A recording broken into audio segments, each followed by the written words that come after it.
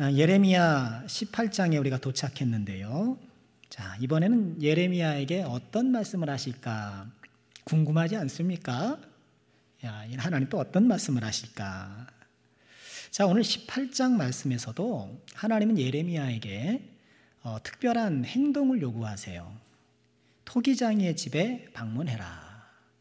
토기장이의 집에 방문했더니 또 이런 말씀을 해주시면서 하나님의 뜻을 보여주셨는데, 자, 오늘 본문 말씀은요, 크게 세 부분으로 이렇게 나눌 수가 있어요. 1절부터 4절까지는 토기장의 집으로 내려가는 예레미야, 그리고 5절부터 11절까지는 토기장의 집에서 말씀하시는 하나님, 그리고 마지막 12절은 이런 말씀에 대한, 하나님의 말씀에 대한 유다 백성들의 반응. 자, 이 말씀을 함께 좀 살펴보면서 우리에게 주시는 은혜와 교훈을 묵상하려고 하는데요. 자, 먼저 1절부터 4절까지 토기장의 집으로 내려가는 예레미야, 이 장면을 살펴보면, 자, 우선 우리가 좀 배워야 될 것은 토기장의 집으로 내려가는 예레미야의 모습에 나타나는 온전한 순종이에요. 역시나 예레미야는 하나님의 말씀에 온전히 순종해요.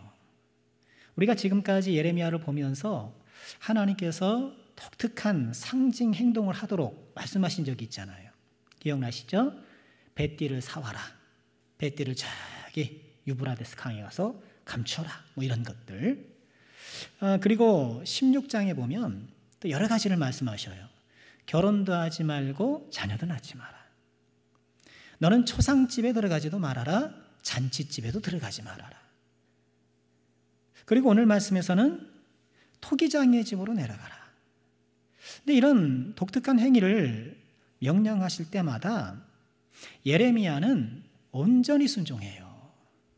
왜 그래야 되는데요? 좀 납득이 가게끔 설명해 주시면 안 되겠습니까?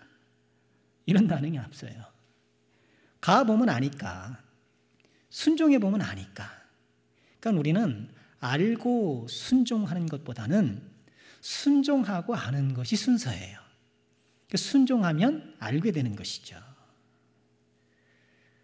물론 하나님께서는 억압적으로 강압적으로 해, 그런 분이 아니셔요. 때때로 우리를 설득하시죠. 그리고 우리가 자발적 동의로 순종하기까지 기다려주시기도 해요. 그러나 믿음이 큰 사람일수록 그저 순종하고, 순종해서 하나님께서 어떻게 역사하시는 것을 바라보고, 그런 순서를 갖는 것이죠. 아브라함이 그랬잖아요. 왜 본토 친척을 떠나야 합니까? 뭐가 있는데요? 어떻게 해야 되는데 안 해요. 떠나라니까 우선 떠난 거예요. 떠나보니까 하나님께서 하신 것들을 확인하게 되는 거예요. 토기장이의 집으로 내려가는 예레미야, 온전한 순종으로 그 걸음을 내딛는데, 자, 토기장의 집에 가서 토기장이가 하는 일을 유심히 살펴보기 시작합니다. 우리가 주목할 것은 토기장이가 하는 일을 바라보는 예레미야의 관전 포인트예요. 뭐든지 관전 포인트가 있어요. 운동 경기에 관전 포인트를 알고 보면 한결 더 흥미진진해져요. 감독의 새로운 전술이 통할 것이냐, 그런 거. 부상에서 돌아온 선수가 제 컨디션을 보일 것이냐, 이번에 그 기록이 깨질 것이냐, 라이벌 관계에 있는 두 선수가 어떻게 공방을 펼칠 것인가. 이렇게 관전 포인트를 갖고 보면 경기가 더 흥미진진해지는데, 토기장의 집에서의 관전 포인트는 무엇일까요? 이 토기장이가 여러 공정을 거쳐서 그릇을 만들 것 아닙니까? 이제 흙을 퍼서 또 그것을 잘 고를 것이고, 또 물을 섞어서 반죽을 하고, 또 제작된 토기를 말리거나 말려서 완성된 토기를 평가하거나, 이게 일련의 쭉 공정과 과정들이 있을 것인데, 예레미야의 관전 포인트는 토기장이가 농로로 그릇을 빚어가는 그 과정이에요. 4절 말씀이죠. 보실까요? 진흙으로 만든 그릇이 토기장의 손에서 터짐에 그가 그것으로 자기 의견에 좋은 대로 다른 그릇을 만들더라. 예레미야의 관전 포인트는 토기장이가 그릇을 만드는 농로에, 이 농로가 이제 도자기 만들 때 막 돌리는 물레 같은 거 있잖아요. 그걸 농로라고 하는데 그 농로에서 그릇을 만들어 가는 거예요. 그 과정을 보고 있는데 그릇이 토기장의 손에서 터지더라. 이게 그릇이 손에서 터졌다라는 것이 좀 포괄적이기 때문에 정확히 어떤 상황인지는 모르겠어요. 그릇을 만드는데 반죽이 너무 돼서 뭐 이게 좀 모양이 안 나온다는 것인지, 아니면 반대로 반죽이 너무 질어서 제대로 모양이 안 잡힌다는 것인지, 나름 반죽을 곱게 한다고 흙을 고르긴 골랐는데 이물질이 들어가가지고 뭐가 좀 제대로 안 된다는지 뭔지는 모르겠어요. 그런데 토기장의 손에서 터지는 거예요. 분명한 것은 이 진흙이 토기장이가 의도한 대로 따라주진 않는다는 거예요. 그러니 어떻게 해요?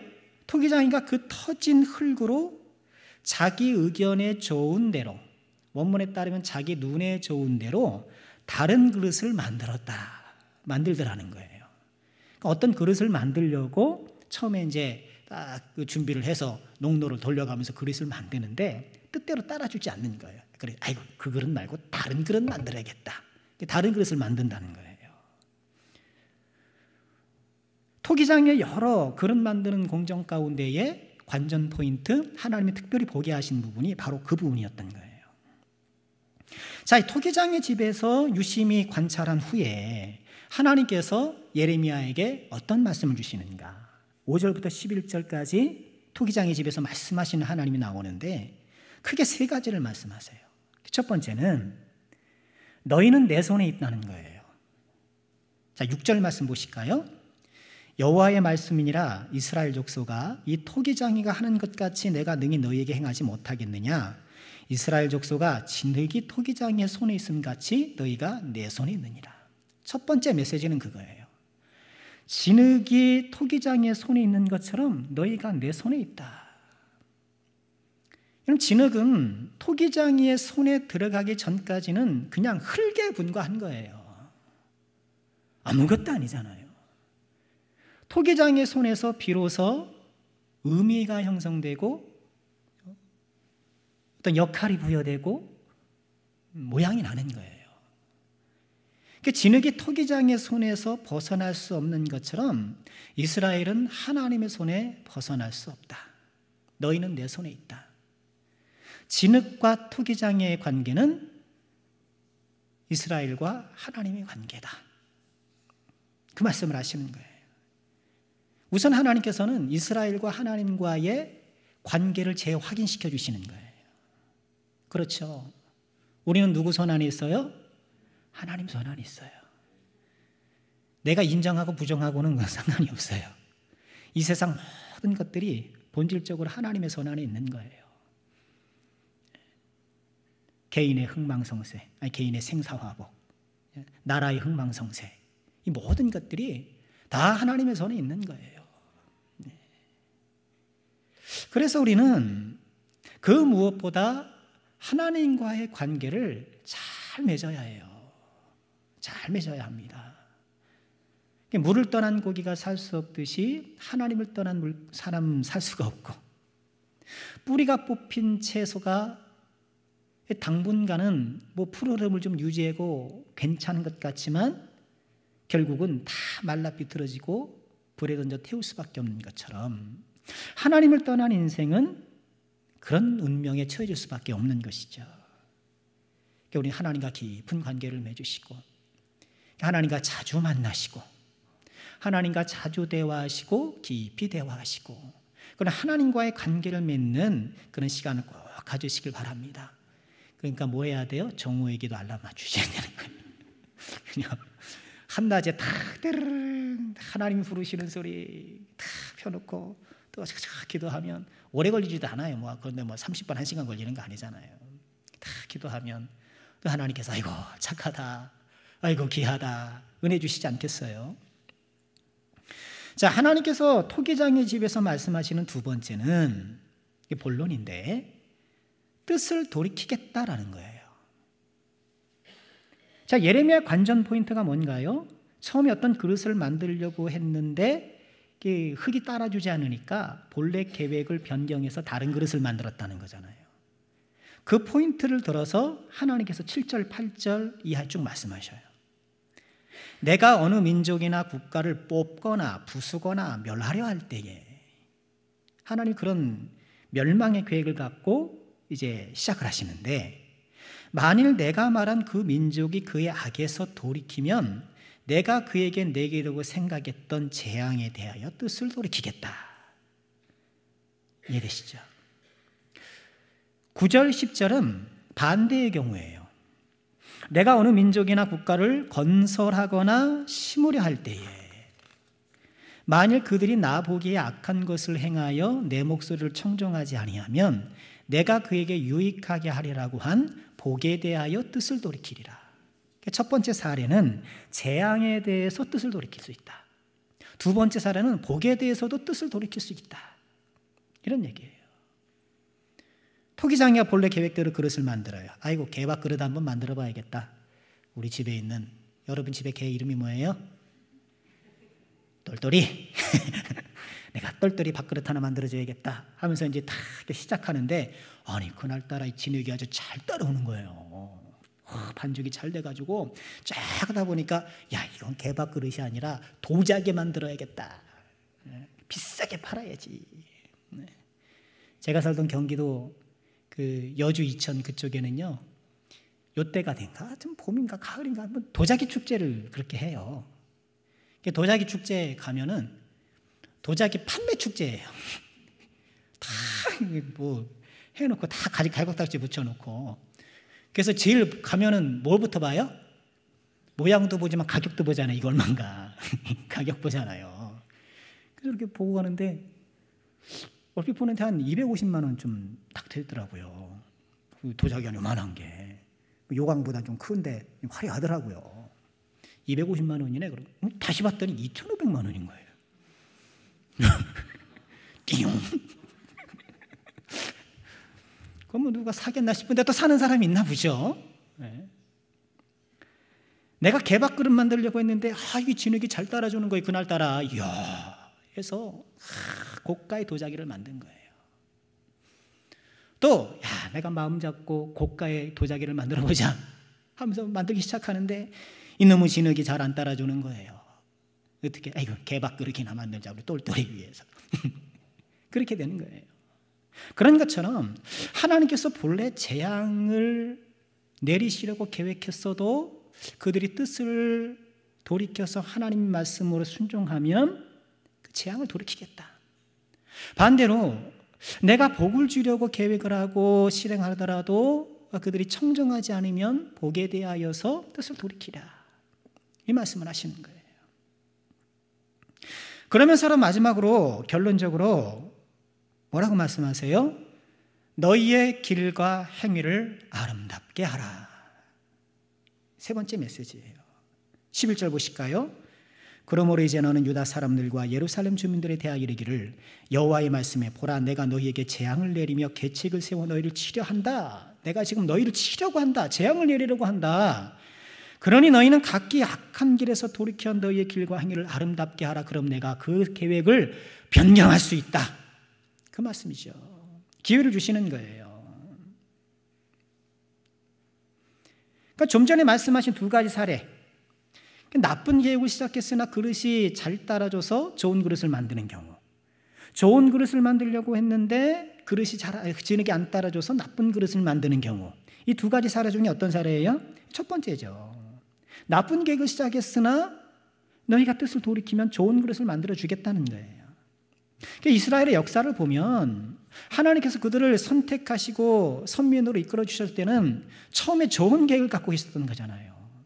그 좋은 계획으로 그들에게 접근하셨는데 그들이 잘 따라주질 않았기 때문에 나쁜 그릇이 되어서 개밥그릇 신세가 지금 돼야 될 찰나인데 하나님께서 다시 한번 기회를 주시는 거예요.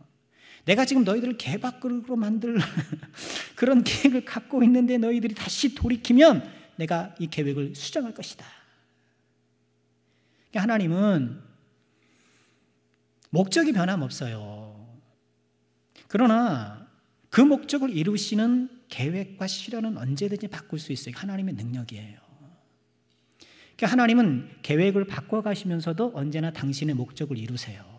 우리는 계획이 틀어지면 당황하고 계획이 틀어지면 막 줄 몰라 하고 막 그러는데, 그래서 부득이 최선이 아닌 뭐 차선 혹은 차하 이렇게 흑열로 만족하는데, 하나님께서는 모든 계획을 수정하시고 변경하시고 해 나가시면서도 본래 이루시기로 가는 완전한 계획을 이루시는 하나님이세요. 능력이 하나님이신 것이죠.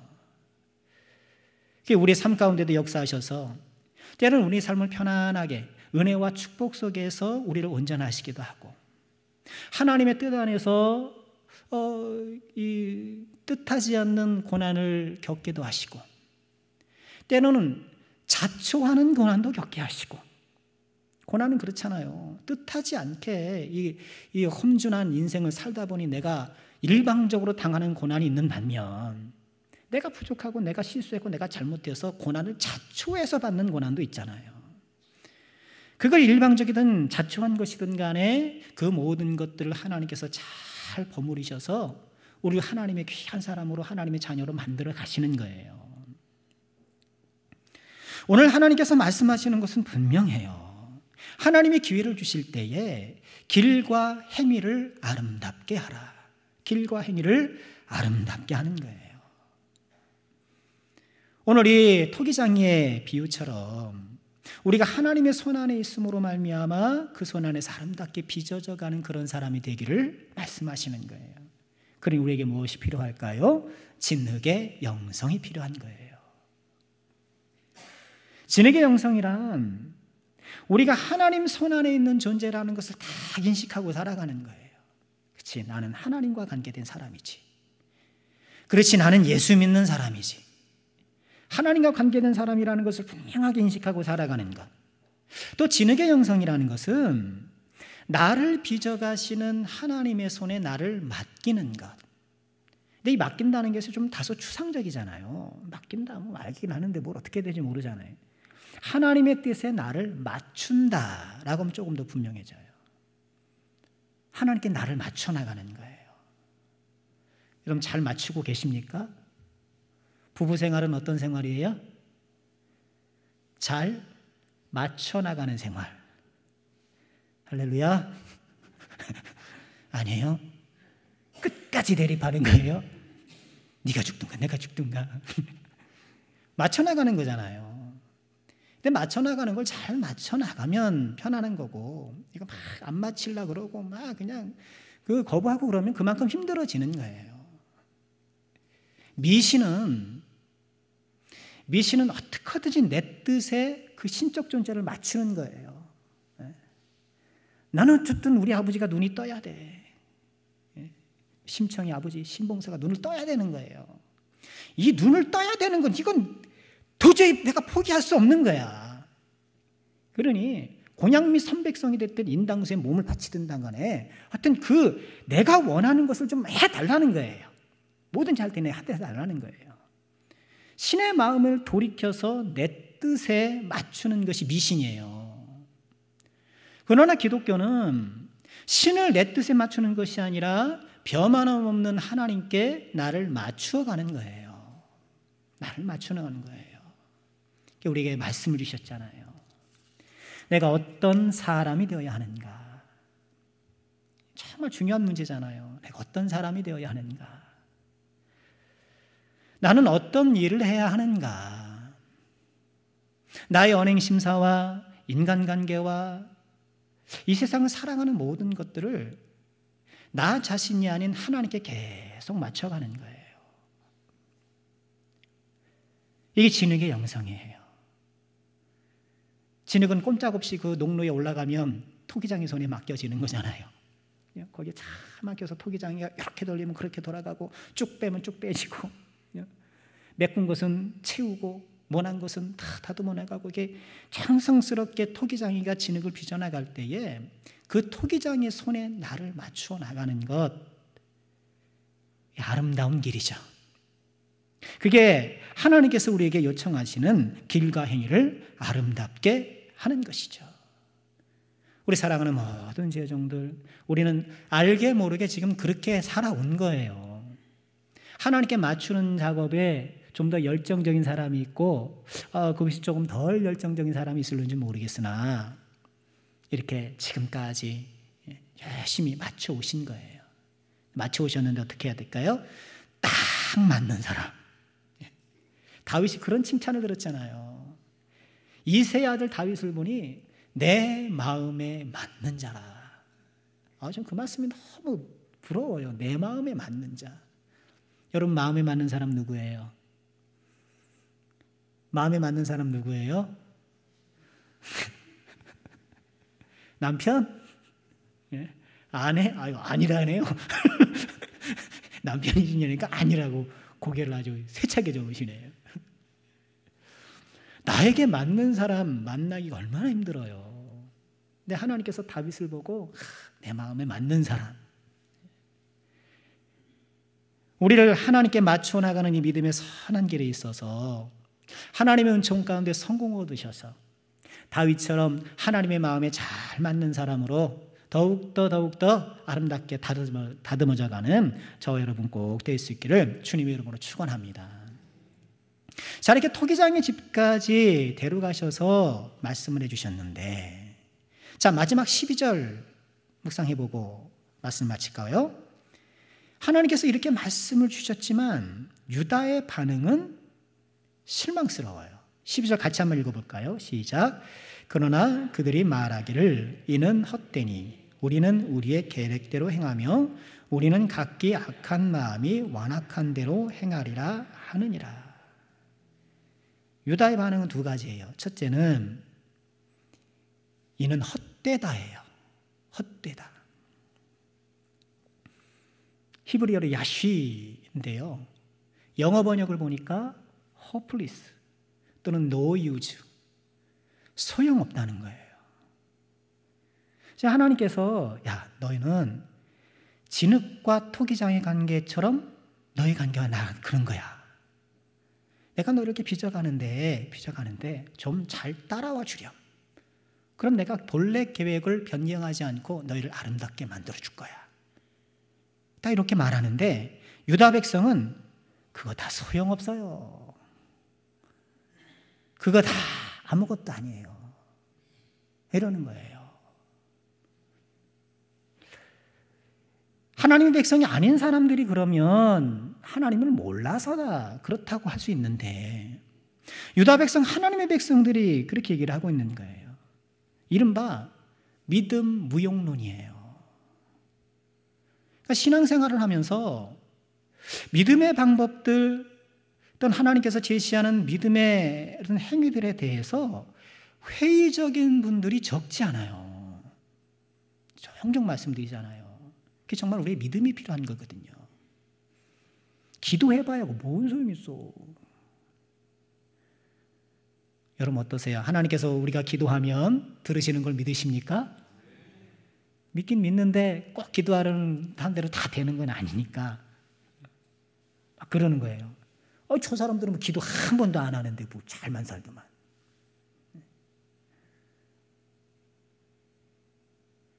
그러잖아요. 뭐 기도한다고 뭐 학교에 붙어. 공부 잘해야 붙지. 붙을 사람 붙고 다 떨어질 사람 떨어지고 그런 거지. 막 기도하는 거 되냐고. 소용없다는 거예요. 말은 좋지만 무슨 아름다운 길을 가르니 뭐 길과 행위를 아름답게 하느니 말은 아주 그냥 멋진데 이 고물가 고금리 고환율 시대에 내가 먹고 살기 죽겠는데 그게 무슨 소용이 있냐고 한간소리나 하고 있다고. 그게 정작 중요하냐고. 이런 믿음의 세계에 대해서 하나님께서 우리에게 요청하시는 길과 행위에 대해서 회의적인 반응을 다른 사람도 아닌 하나님의 백성, 유다 백성들이 갖고 있는 거예요. 이런 유다 백성들의 믿음 무용론에 대해서 회의론적이고 무용론적인 이런 사고를 우리가 좀 바라보면서 우리가 다져야 될 것은 무엇인가요? 아니라는 것을 우리는 분명히 해야 돼요. 하나님께서 원하는 그 길을 가는 것이야말로 생명의 길이라는 것을 우리는 확고하게 믿어야 돼요. 그러니 정말 믿음이 문제예요. 믿음이. 내가 정말 그렇게 믿고 기도하는가? 이처럼 하나님께서 제시하시는 믿음의 방식들, 믿음의 방법들에 대해서 헛되요, 헛돼. 물리치고 뭐라 그래요? 우리는 우리 계획대로 행하겠다는 거예요. 우리 뜻대로 하겠다는 거예요. 진흙이 토기장의 손에서 벗어나서 자기 계획대로 해봐야 뭐가 나오겠습니까? 말도 안 되는 거예요. 여러분, 이 세상이 지금 그렇게 살아가고 있잖아요. 신앙생활이라는 것은 그냥 신앙생활이고 교회 안에서 그냥 하는 얘기, 교회 안에서 얘기지.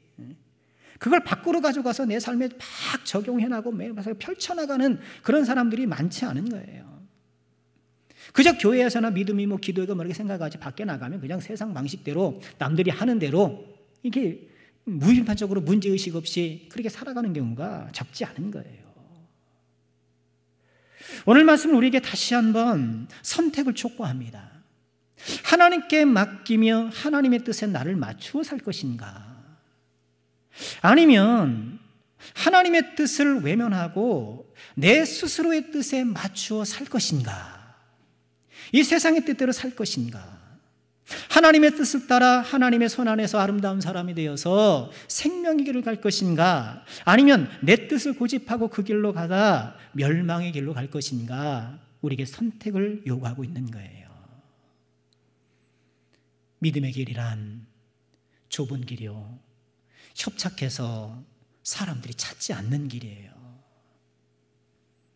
그러나 그 길이야말로 생명의 길이라는 것, 그 길이야말로 하나님께서 기뻐하시는 우리 인생 본분의 길이라는 것을 우리는 다시 한번 확인하고, 날마다 하나님의 손 안에서 아름다운 그릇으로 빚어가는 이 진흙의 영성을 지닌 사람으로 하루하루 주님의 뜻을 따라 쫓아 살아가는 우리 모두가 꼭 되어야 되겠습니다. 이번 한 주간도 이 주님의 뜻 안에서, 주님의 손 안에서 아름답게, 더욱 아름답게 빚어져가는 주의 종들 되시기를 주님의 이름으로 축원합니다.